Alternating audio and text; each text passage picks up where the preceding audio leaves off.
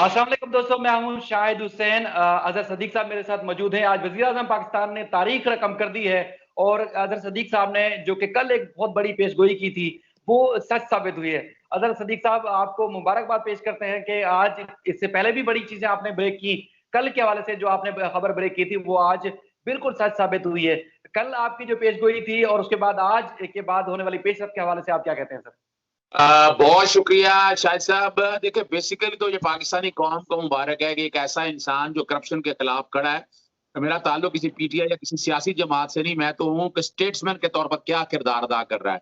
वो एक शख्स सिस्टम के खिलाफ खड़ा, जंग लड़ रहा है, करप्ट टोलों के खिलाफ लड़ रहा है।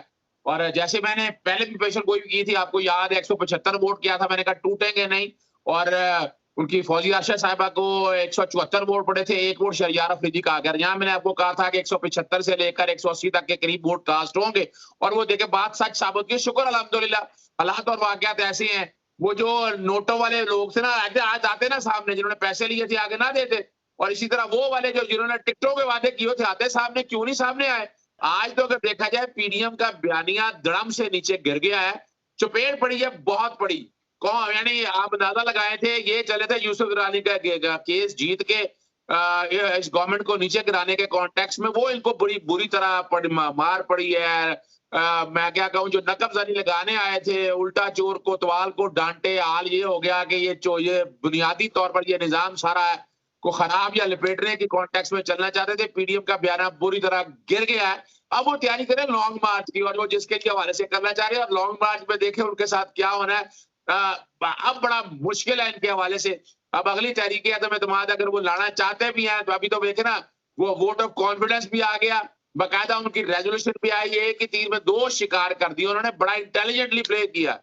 एक तो प्रेसिडेंट ने कहा था कि वोट ऑफ कॉन्फिडेंस डे, और यहाँ हमारे चंद एंकर नमा जो सोशल मीडिया भी चलाते हैं और बिला वजह कौम को गलत गुमराही की तरफ लेके जाते हैं कि आर्टिकल 91 सब आर्टिकल 7 का इतलाक नहीं होगा।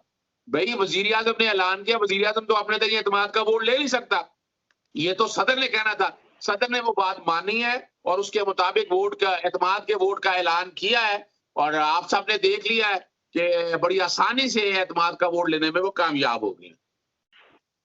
सर, वजीर आजम ने जो 2018 में जब ये वोट लिए थे, उसकी निस्बत आज कहीं ज्यादा वोट लिए हैं। तो आप क्या समझते हैं कि वजीर आजम का कद काठ कितना बड़ा हुआ है अपोजिशन की निस्बत, और उसके बाद जो आगे मुद्दत इनकी बाकी है वो गुजारने में कितना आसानी होगी, कितनी मुश्किल हो सकती है उनके लिए? देखिए, मैं ये तो वक्त पर तुइज़्ज़ो मन तशा व तुज़िल्लु मन तशा बियदिकल खैर, ये रब्बे पाक बेहतर समझते हैं कि किसने कितना वक्त गुजारना है। हमारा तो कंसर्न है स्टेट्समैन के तौर पर इस मुल्क को जो कमजोर करने के लगे, जमहूरी प्रोसेस को वैसे तो कह रहे हैं मजबूत करने, कहाँ जमहूरियत को मजबूत करने की बातें हैं।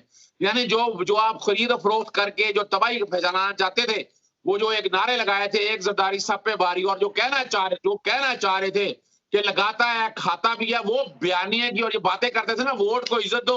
और भाई, वोट को अगर इज्जत देनी, असेंबलियों में आते, आप असेंबली में क्यों नहीं आए, क्या करें। अच्छा, वो जो उनका लीडर है मौलाना फजलुर रहमान, वो क्या कह रहा था कि भाई हम बाइकआउट करें, और तुम असेंबली के अंदर हो, तुम्हें तो तुम तो असेंबली की सीट भी नहीं जीत सके, और तुम ये बातें कर रहे हो, और ये रिकॉर्ड की चीजें हैं सारी।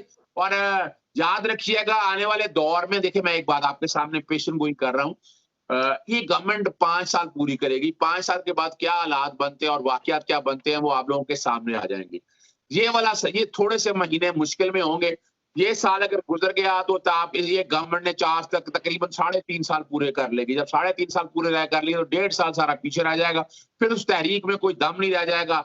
और इतनी देर में अब यहाँ याद देखें शायद साहब, एक बात बताऊं आपको, इमरान खान साहब को अपनी पॉलिसी पर अब सोचना पड़ेगा। वो जो पंजाब के अंदर बैठ के जिन्होंने डंग मारे हैं, वो जो 16 जो करप्ट टोला के अनासर हैं, वो जो ब्लैक शीप हैं, उनको निकाल बाहर करना होगा। और उसके लिए बड़ा आसान हल है, मैं राय दे देता हूँ। इमरान खान, फेडरल गवर्नमेंट जो है ना, इसके लिए एक इंक्वायरी कमीशन तश्कील दे दे, वो बकायदा इंक्वायरी करे, इन्वेस्टिगेशन करे। पैसों, इलेक्शन कमीशन तो कुछ नहीं कर रहा, मैं तो उससे नाउम्मीद हो गया हूं। तो ये कम से कम इंक्वायरी कमीशन जो आप कर सकते हैं, पब्लिक इंपॉर्टेंस के पैसे में कर सकते हैं। और इसके लिए कोई भी एक फर्द दरखास्त अगर दे देता है, तो उन लोगों को ढूंढने के हवाले से Pakistan commission of inquiry act के तहत देखे तो कोई मुश्किल काम नहीं है, बड़ी आसान सी तरीका कार है। और उस पर इंक्वायरी कायम हो जाए, वो सिविल कोर्ट के इख्तियारात भी होंगे और सेशन कोर्ट के इख्तियारात भी होंगे। आप समझ सकेंगे कि ये इतना मुश्किल काम नहीं है, लेकिन इमरान खान साहब को अपने करीब मुशीरान के बारे में देखना पड़ेगा। और सबसे बड़ा जो फैसला है ना, जिसमें सबसे ज्यादा नुकसान वो पंजाब के लोगों ने पहुंचाया है। पंजाब के लोग क्या करना चाहते हैं या क्या चाहते हैं, ये आने वाले दौर में आ जाएगा। और तो मुश्किल रॉकेट साइंस नहीं है। मेरे जैसे आदमी को मैं नाम नहीं बताना चाहता, कई लोगों का पता है कि जिन्होंने जो बिके हैं, जिनकी जायदादों का इजाफा हुआ है, पेमेंट का अगर दुबई में हुई है, अगर पेमेंट इंग्लैंड में हुई है, अगर पेमेंट पाकिस्तान के किसी हिस्से में हुई है, तो कोई मुश्किल काम नहीं है।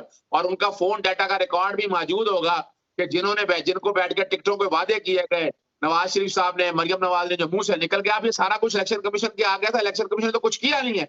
इसलिए मेरी गुजारिश यही होगी कि वफाकी हुकूमत इसके ऊपर बड़ी डीप और थोड़ा इंक्वायरी करे, और ये सारा कुछ आपके सामने आ जाएगा कि ये काली भेड़े कौन सी है। पाकिस्तान आगे लेकर जाना है, ऐसे करप्ट अनासर की, और ना इन्हें पाकिस्तान इजाजत देता है ना कानून जाता है, और ये बड़ा सीधा सा है। और उसके अलावा एक काम और हो सकता है, नैब के अंदर भी कंप्लेंट दायर की जा सकती है सेक्शन 9 के तहत। नैब इसकी इंक्वायरी और इन्वेस्टिगेशन कर सकता है। नैब किया पांचा कर देगा। असल वो नाम तो पता है उनके, वो कंप्लेंट दायर करें बकायदा नैब के अंदर। नैब के अंदर कंप्लेंट दायर करेंगे, असल चेहरे आपके सामने आ जाएंगे।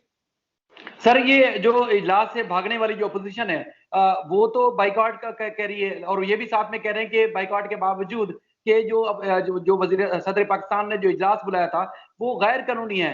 तो इजलास की, आज के इजलास की, और जो ये सारा वोटिंग का मरहला या प्रोसेस हुआ है, ये कितना कानूनी था, और उनकी जो मौक़िफ़ है उसको कितनी तकरीबत मिलती है सर?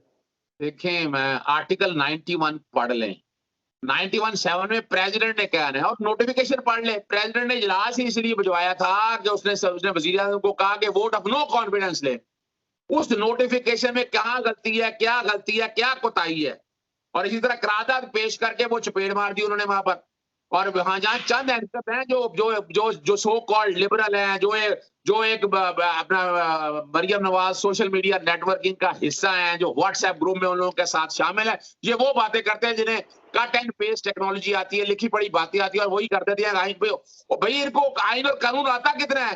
जो एंकर बातें कर रहे होते हैं सोशल मीडिया पे, जो बातें कर रहे होते हैं, इनको आइन आता कितना है? इन्हें चाहिए उर्दू, अंग्रेजी, फारसी, पंजाबी, हिंदी, टर्किश जबान में भी ना, अरबी में भी हो सके तो अरबी में भी बाकायदा जो है ना, अरबी में भी बाकायदा जो है वो पढ़े, और इनको समझ आ सके कि असल बात क्या है।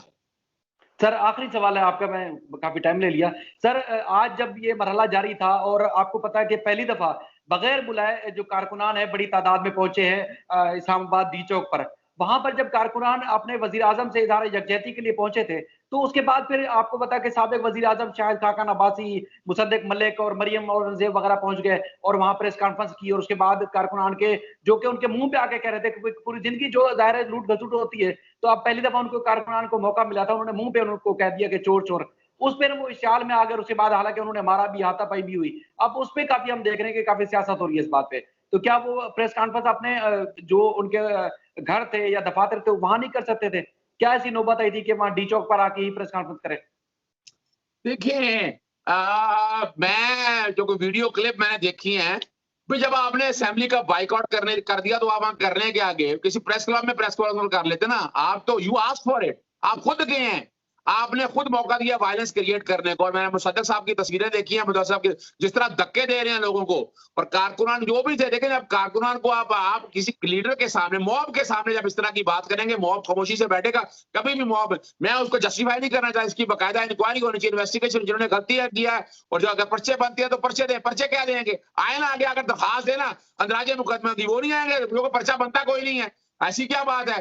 जो मर्जी आप करते रहे। असूली तौर पर उनको वहां आना नहीं चाहिए था, ना शाहिद खाकान अब्बासी को आना चाहिए था, ना एहसन इकबाल को आना चाहिए था, मुसद्दिक मलिक। इनको करने के आगे हैं वहां पर। ये पार्लियामेंट हाउस में अगर जाना था तो अंदर जाते ना, पार्लियामेंट के अंदर जाके बात करते। वो अंदर बात नहीं की है, तो इन्होंने वायलेंस खुद क्रिएट करने की कोशिश की है, अनारकी फैलाने की कोशिश की है। उल्टा इन लोगों के खिलाफ पर्चे दर्ज होने चाहिए।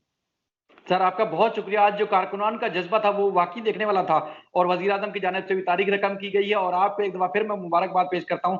आपने जो कल खबर कही थी, जो ब्रेक की थी, आज वो बिल्कुल सच साबित हुई, और आपने एक और भी पेशगोई की है। उम्मीद करते हैं कि इंशाल्लाह वो भी जरूर पूरी होगी।